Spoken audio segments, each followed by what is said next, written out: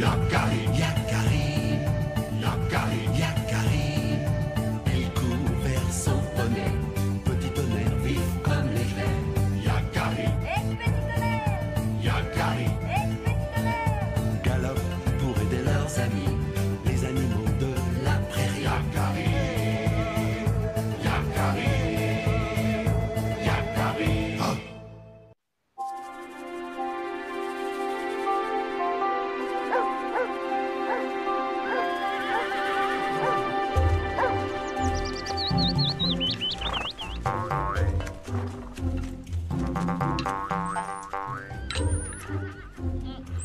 Le meilleur que j'ai mangé depuis des lunes.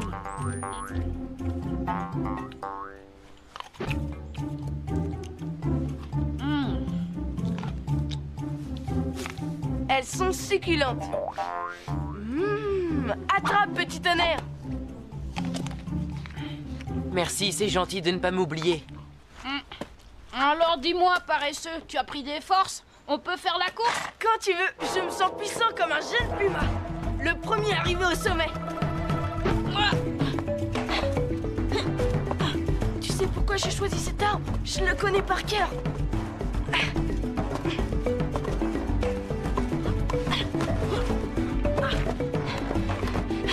Personne en vue. C'est presque trop facile pour moi. Pauvre Yakari, il n'avait aucune chance de toute manière. Ah! Mais c'est pas possible. Comment t'as fait? T'as triché, non? Ben non, j'ai gagné. C'est ça. Yakari grimpe plus vite aux arbres. Yakari mais- tire mieux à l'arc que les autres. Yakari sait mieux Attends, pister les écoute-moi. bisons. Ça ne sert à rien de t'énerver. Je suis meilleur que toi, c'est tout. Eh ben, puisque c'est comme ça, Yakari, le meilleur, n'a qu'à jouer tout seul. Attends.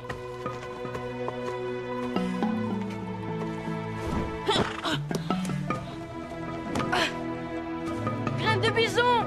Hé, Yakari, tu aurais pu lui dire que tu avais un tout petit peu triché. Comment ça, tricher? Que tu connaissais cet arbre par cœur. J'ai juste été plus malin.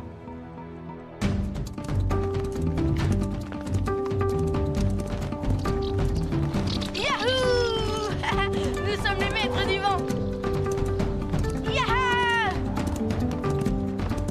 Vole, cerf-volant! Vole comme un aigle! Petit tonnerre, prêt pour le grand tourbillon? Ah, tu aimes la vitesse?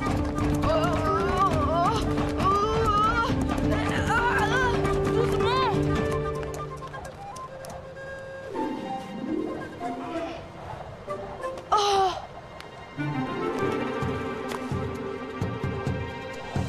Allons-y!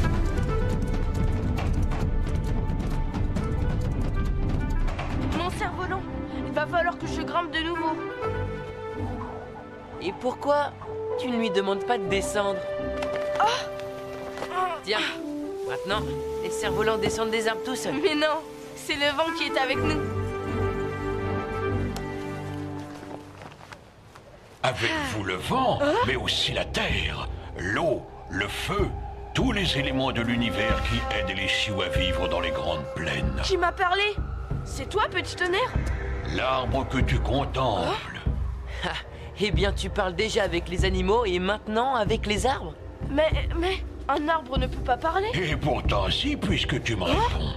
Sais-tu que nous nous ressemblons, toi et moi? Ah bon? Comme toi, je suis une créature vivante. Dans mon tronc palpite mon cœur, la sève et le sang qui me nourrit. Mes branches sont les bras que j'étends vers le ciel, et l'épais feuillage que le vent décoiffe n'est autre que ma chevelure. C'est merveilleux! Je parle aux arbres! Je parle aux arbres! Est-ce que Grand Aigle m'aurait donné un nouveau pouvoir? Mais dis-moi, es-tu sûr de savoir à qui tu parles? Que veux-tu dire? Sais-tu parler à tous les arbres?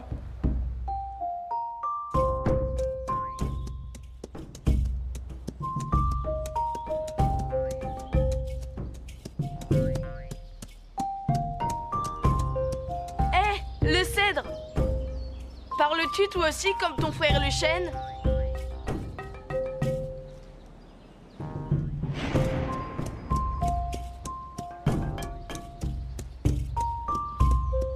Hé, toi, le boulot. Dis-moi quelque chose. Oh, et les arbres! Répondez, je vous parle! Je n'ai pas rêvé. C'était pas le vent dans les feuillages. Oh, voilà une idée.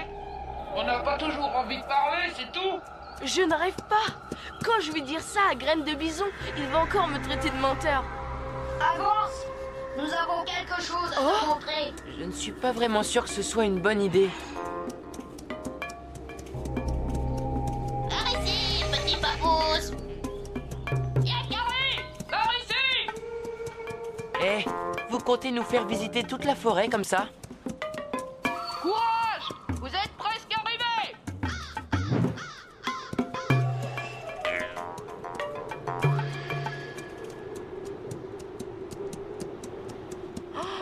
Tous ces troncs d'arbres couchés. Waouh! C'est incroyable.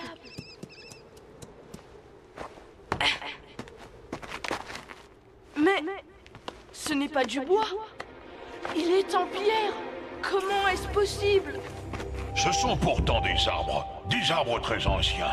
Pendant des millions d'années, l'eau s'est infiltrée dans les troncs, déposant des minéraux qui ont remplacé lentement le bois qui pourrissait. Et c'est ainsi que le bois s'est transformé en pierre. Mais alors, les arbres sont devenus immortels. Ils sont devenus des fossiles. Un arbre, même en pierre, a besoin d'amour et de protection. Promets-moi de veiller sur eux. Oui, d'accord. Mais pourquoi?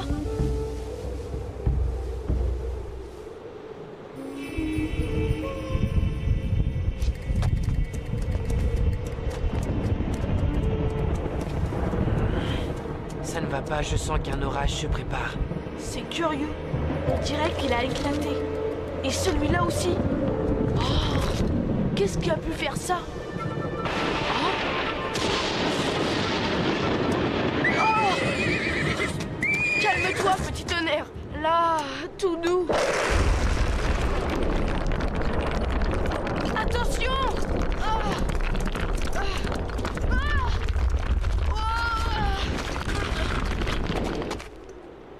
Petit tonnerre, regarde! Voilà pourquoi tous ces arbres de pierre sont fracassés. C'est à cause de la foudre. Petit tonnerre! Petit tonnerre! Petit tonnerre!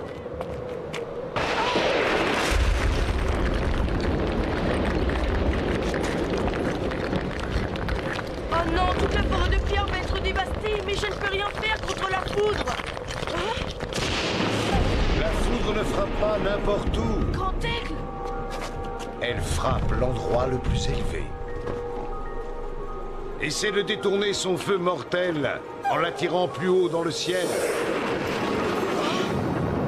Plus haut dans le ciel, plus haut que les rochers. Le cerf-volant.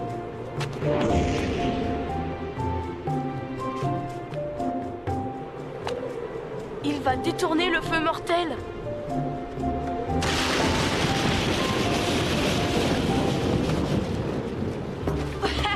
Ouais, le cerf-volant a attiré la foudre. J'ai sauvé un arbre de pierre. Mais je n'ai plus de cerf-volant. Comment je vais faire pour protéger les autres arbres?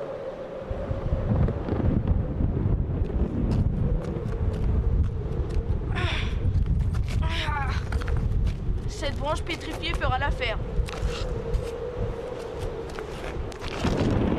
Et voilà! Cette pointe monte aussi haut que mon cerf-volant. J'espère qu'elle tiendra plus longtemps. Maintenant, c'est toi qui es la plus proche du ciel. Sauras-tu attirer tous les éclairs?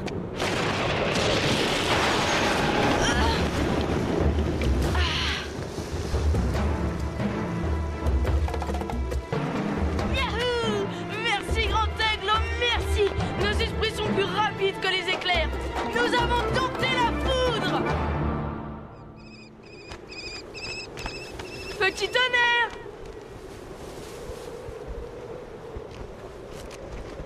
On peut partir maintenant, petit tonnerre. Eh oh, réponds-moi.